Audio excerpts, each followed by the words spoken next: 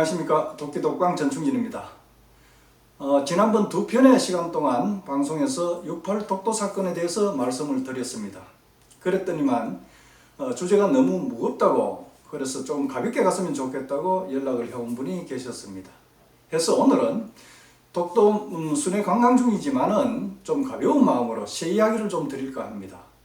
새 중에서도 괭이 갈매기 이야기를 좀 드려보겠습니다.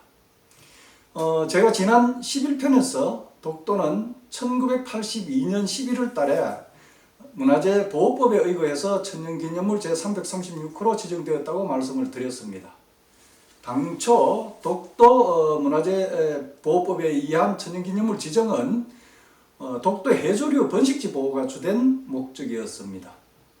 이때 독도의 해조류라고 하면 아마도 그 대표적인 새가 바로 갈매기, 그 중에서도 괭이 갈매기가 되겠습니다.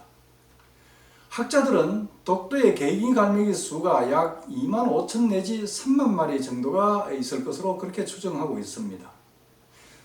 그런데 독도에는 워낙 척박한 땅이다 보니까 흙이 없고 풍화된 바위 부스러기만 조금 계곡 사이에 붙어 있습니다. 그러니까 식물들이 잘 자랄 수가 없죠. 그러나 그 많지 않은 식물들 가운데도 벽과 식물 중에 하나인 개밀이 좀 풍부한 편입니다. 그래서 이제 이 조류 전문가들은 괭이 갈매기가 개밀의 둥지를 틀기 좋으니까 아마도 독도가 괭이 갈매기 고향이 되지 않았나 이렇게 추정을 하고 있습니다. 또 거기다가 독도에는 괭이 갈매기의 먹이가 풍부합니다. 괭이 갈매기 산란철인 이제 봄이 되면 독도 주변에는 바다에서 자라는 말, 그러니까 바닷말이 무성하게 자라납니다. 특히 동도와 서도 사이에는 배들이 지나다닐 수 없을 정도로 바닷말이 빽빽하게 해수면을 뒤덮습니다. 그런 봄날 동서도 사이를 건너다가 바닷말이 모터보트 스크루에 걸려서 보트가 오도가도 못해 당황한 적이 저도 몇 번이 있습니다. 그런데 바로 그 무성한 바닷말 사이에 역시 산란철을 맞은 꽁치들이 찾아와서 알을 낳는다는 것입니다. 울릉도에 가면요, 사람들이 손꽁치라는 말을 합니다. 그게 뭐냐 하면요, 울릉도 건해에 이처럼 바닷말에 꽁치가 알을 낳으면 이제 사람들이 무동력선을 타고 가서 이제 주로 저녁에 한다고 그러죠. 타고 나가서 이제 꽁치들이 산란하러 이렇게 바닷말 사이로 몰려들면 그 사이에 손을 가만히 집어넣어서 그냥 꽁치를 마구 이렇게 건져내는 겁니다. 그래서 이제 손으로 이렇게 꽁치를 건져낸다고 해서 손꽁치라고 그렇게 말을 합니다. 그렇게 독도 앞바다에 꽁치들이 무수한 알을 낳으면 바로 이 알들이 괭이 갈매기의 먹이가 되는 것입니다. 한참 부화해서 먹어야 하는 새끼들이 이 괭이 갈매기 새끼들이 꽁치 알을 먹고 무럭무럭 자랄 수 있습니다. 그러니 괭이 갈매기 입장에서는 이보다 더 새끼를 기르기 좋은 조건이 없을 것입니다. 해서 이제 괭이 갈매기의 고향이 바로 독도가 된 것입니다. 지금부터는 괭이 갈매기 사진을 한 장씩 보면서 여러분들과 이야기를 좀 나눠보도록 하겠습니다. 여러분들께서는요, 독도 괭이 갈매기가 사철 그곳에 있는 트새로 그렇게 알고 계신 분들이 많을 것입니다. 그런데 그건 잘못 알고 계신 겁니다. 독도 괭이 갈매기는 산란과 새끼를 기르기 위해서 독도를 찾아오는 철새입니다. 해서 8월부터 1월 중순경까지는 독도에서 괭이 갈매기를 볼 수가 없습니다. 자, 지금 보고 계신 사진은 1월 중순 어느 날 독도 앞바다의 먼 풍경입니다. 하루는 자고 일어나니까, 그래서 창밖을 내다보니까 그동안 눈보라만 거칠게 불어대던 먼 바다에 이렇게 점점이 괭이 갈매기들이 내려앉아 있었습니다. 저 괭이 갈매기들 보고 드디어 이제 봄이 오는구나 하고 이렇게 이제 반가워했는데요. 그런데 이 괭이 갈매기들이 도통 섬 가까이로 다가오지를 않는 것이었습니다.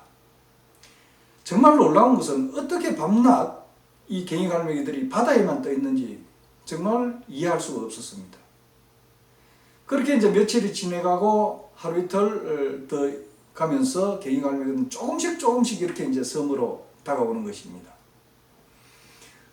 그러다가 이제 어느 날 바다에 떠 있는 동안 갱이갈매기들은 약 40마리 내지 50마리씩 무리를 지어서 그야말로 질서정연하게 날면서 카드 섹션을 하듯이 이렇게 온 바다 위를 무리지어가 막 가로지르고 세로지르고 날아오르기 시작을 했습니다.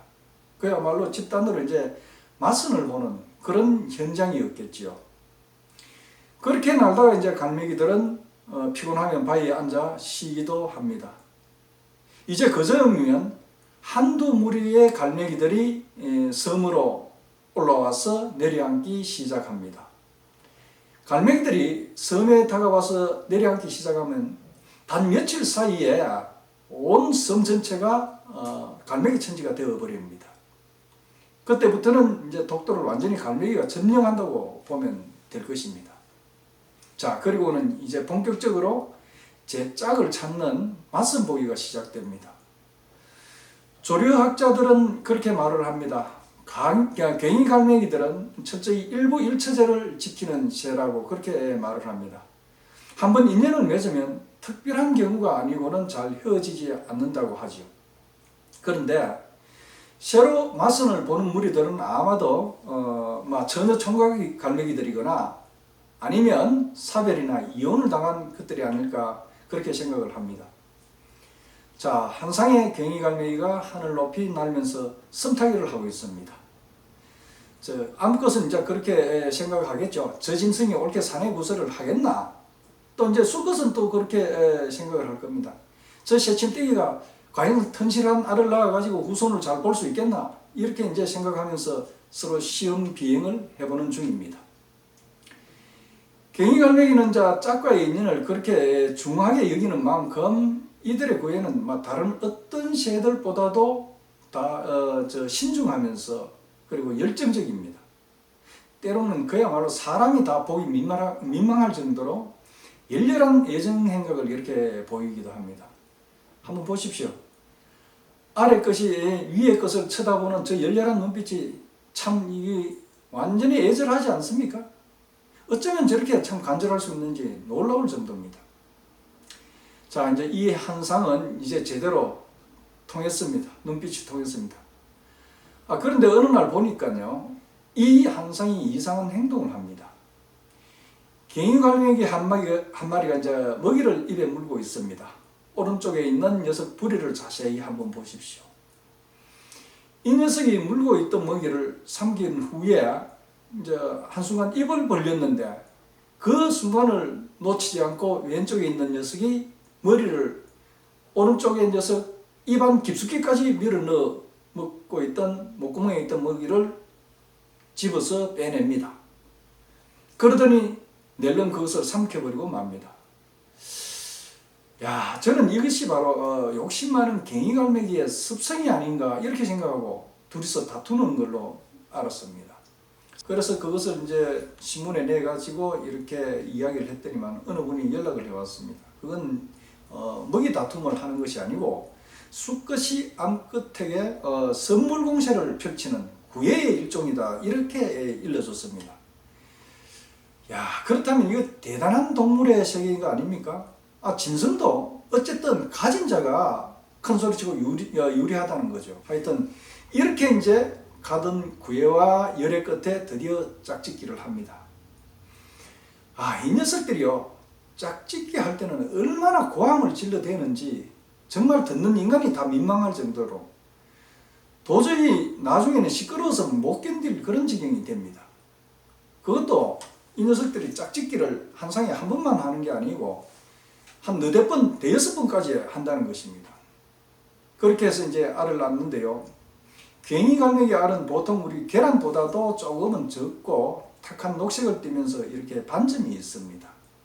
보통은 2개를 낳지만 많게는 3개를 낳는 경우도 있습니다. 자, 이제 갱이갈매기들이 부화에 들어갑니다. 암컷과 수컷이 번갈아 가면서 이렇게 알을 품게 되는데요. 암컷이 알을 품는 동안은 수컷이 먹이를 물어다 주고 수컷이 품을 동안은 암컷이 먹이를 물어다 줍니다. 그런데 가끔 이제 먹이를 구하러 갔던 수컷이요, 먹이를 빨리 물고 와서 교대해 줄 생각은 안 하고 어디 가가지고 실컷 놀다가 옵니다. 그러면 이제 암컷이 앙심을 품겠죠. 그렇게 암컷이 앙심을 품고 그렇게 지내다가 그 한 해가 지내고 나면 바로 파혼 선언을 한다고 합니다. 여하튼 그렇게 이제 24일 내지 28일 정도가 지나면 알에서 새끼들이 부화하여 나옵니다. 줄탁 과정이 지나고 새끼가 나오면 이제부터는 괭이갈매기들은 새끼 지키기에 온 신경을 집중합니다. 어쩌다가 주위에 사람이 다가가면요, 바로 머리 위에서 똥을 내지르기 일쑤입니다. 이때쯤 밖에 나가면 온 머리며 옷이며 똥범벅이 되고 맙니다. 한 번은 라면을 끓여가지고요, 어민숙소 마당에 그 평상이 있었습니다. 평상에 앉아서 라면을 먹으려고 하는데, 점심 때, 아니 이 녀석들이 바로 머리 이렇게 폭격을 하듯이 싹 날아가면서 그 라면 위에다가 물집똥을 주르르 내질러 버리는 겁니다. 근데 이 물집똥이 절반은 라면 냄비 안으로 투하되고 절반은 냄비 뚜껑에 쏟아졌습니다. 뭐 그런들 어쩝니까? 독도에서는 그런 게 하도 예사니까 배는 고프고 서프 좀 더 진하게 넣었다 심치고 그냥 먹는 거죠. 뭐. 괭이갈매기들이요, 새끼 보호를 위해서 얼마나 극성을 뜨는가 하면 이렇게 외부 침입자가 접근하지 못하도록 겨우 새끼들이 붙어설 수 있을 정도의 절벽턱에다가 알을 낳아가지고 육추, 즉 기르기를 합니다. 자, 그런데 안타깝게도 잘 기르려고 절벽에다가 이렇게 새끼를 뒀는데 절벽에서 떨어진 돌에 새끼가 맞아서 이렇게 적사하고 말았습니다. 자, 이 녀석은 이제 머리가 좀 굵었다고 제 딴에는 이제 폼 잡고 동네 한 바퀴 놀러 나갔습니다. 그런데 이제 이게 불량배로 남의 집 새끼를 노리는 침입자로 이렇게 오해를 받아가지고 옆집 아저씨한테 머리가 쥐어뜯겨가지고 이렇게 사망하고 말았습니다. 이렇듯 짐승의 세계도 그야말로 어른, 성조가 되기까지는 수많은 난관이 있었습니다. 그런 어려움을 뚫고 무사히 자라난 새끼들은 당장 비행 연습을 합니다. 하루빨리 날개의 힘을 길러가지고 부모 새들이 그 육지나 울릉도로 이렇게 날아가는데 그 무리를 따라서 날아가야 비로소 이제 완전한 한 마리 새로 재구실을 할 수가 있는 것입니다. 매기라고 해서 나면서 다 본능적으로 날아지는 것은 아니었습니다. 이제 어미갈매기가 새끼 갈매기를 데리고 바다 끝 절벽으로 이렇게 데리고 나갑니다. 그리고는 이제 절벽 아래로 어미가 먼저 몸을 이렇게 날리면서 날아가지고 가는 그런 시범을 보입니다. 새끼 갈매기는 쳐다보고 있으면 이제 죽을 맛이 되는 거죠. 저기서 못 나오면 바로 바다로 떨어져서 죽는데, 저승행인데. 그렇게 이제 어미는 그런데도 자꾸 뛰어내리라고 재촉을 합니다. 고함을 지르고 호통을 치고 때로는 어리기도 합니다. 그러다가 결국 새끼 갈매기는 막 에라 모르겠다 그런 식으로 뛰어내립니다. 그러면서 이제 날개를 이렇게 펼치고 퍼득거리면 이게 웬일입니까? 그야말로 먼 바다에서 불어온 바람이요, 절벽에 이렇게 부닥치면서 위로 확 솟습니다. 바람이 솟으니까 갈매기들이 날개를 딱 펴기만 하면 바로 공중 부양을 하게 되는 겁니다. 이렇게 이제 쑥 몸이 솟아오르니까 완전히 비행에 성공을 한 것입니다. 첫 비행에 성공한 괭이갈매기는 이제 어미 갈매기를 따라서 스스로 이제 먹이를 찾아 제 살 길을 도모하게 됩니다. 저는 독도에 있으면서 큰 사실 하나를 발견했습니다. 괭이갈매기 새끼들이 한창 이제 날개짓을 배워가지고 먹이를 찾을 때는 독도 앞바다에 앞에서 말씀드린 대로 꽁치나 고등어가 많이 몰려듭니다. 그냥 뭐 낚싯대를 들고 나가면 금방 물고기들이 막 물려 나오기도 합니다. 그런데 낚시를 하다 보면 이 보그란 놈이 자주 물고 나오는 거예요. 이 보그란 거는 이 손질하기도 까다롭고 또 독이 있으니까 먹기가 그렇잖아요. 그러면 이제 이 보그를 낚싯바늘에서 빼가지고 멀리 이렇게 집어 던져버리죠. 아니 이제 그러려 치면요, 그 사이 어디에서 보고 있었던지 이 이제 애둥이 새끼 괭이갈매기들이 날아와가지고 보그가 바다에 이렇게 떨어지기 전에 잽싸게 날아와가지고 보그를 낚아채 물어버립니다. 그리고는 냉큼 삼켜버리는 거죠. 말씀드렸다시피 참복이나 졸복은 엄청난 독이 있습니다. 그러니까 이 괭이갈매기가 삼키자마자 얼마 지나지 않아서 바로 바다 위에서 몇 번 이 날개를 퍼득거리다가 힘도 한번 써보지 못하고 비명행사해버리고 맙니다. 그런데 근처에 이제 만약에 새끼 갈매기를 쳐다보고 있는 어미 갈매기가 있으면요, 절대 어미 갈매기는 새끼 갈매기한테 보고를 먹지 못하도록 막 머리를 쥐어 뜯으면서 몸으로 막 밀치면서 그렇게 말립니다. 그것을 볼 때 괭이 갈매기도 최소한 훈육을 받는 것이 아닐까, 저는 그런 생각을 했습니다. 그래서 뭐든지 이제 인간이건 짐승이건 배우게 되는데, 이 곧 배운다는 것은 곧 생존이라는 그런 생각을 하게 되었습니다. 그 후부터 저는 어떤 것이든 간에 배운다는 것, 그것은 참 귀한 일이 아닌가, 또 그렇게도 생각을 했습니다. 자, 어쨌든 그런 어려움을 겪어내고 살아난 새끼 갈매기들은 어미와 함께 울릉도로 육지로 먼 여행길에 오릅니다. 아침에 해무가 잔뜩 끼었습니다. 7월 말인데 갈매기들이 먼 여행길에 오르기 위해서 이렇게 바위 끝에 도열해 있습니다. 자, 대장 갈매기가 외치죠. 좌우로 정렬! 지금부터 나 대장 갈매기를 따라서 순서대로 비행한다. 자, 중간에 휴식할 곳은 없다. 지금 일 볼 사람들은 빨리 일 보고 단단히 각오하도록 해. 이상 출발! 막 이렇게 이제 마지막 괭이갈매기가 편대를 지어가지고 날아갑니다. 그렇게 마지막 괭이갈매기가 날아가버리고 나면 독도는 그야말로 완전히 며칠 만에, 한 2, 3일 만에 빈선과 같이 그렇게 변해버립니다. 이제 내년 1월달이 되어야 다시 이 괭이갈매기들이 돌아올 것입니다. 이번에 나갈 때 갈색 털로 그야말로 겨우겨우 날아서 그렇게 나간 녀석들은 내년에 돌아올 때는 어여치 흰빛과 잿빛 옷으로 이렇게 갈아입고 돌아올 것입니다. 이렇게 해서 독도는 괭이갈매기 철새의 한철이 끝이 나는 것입니다.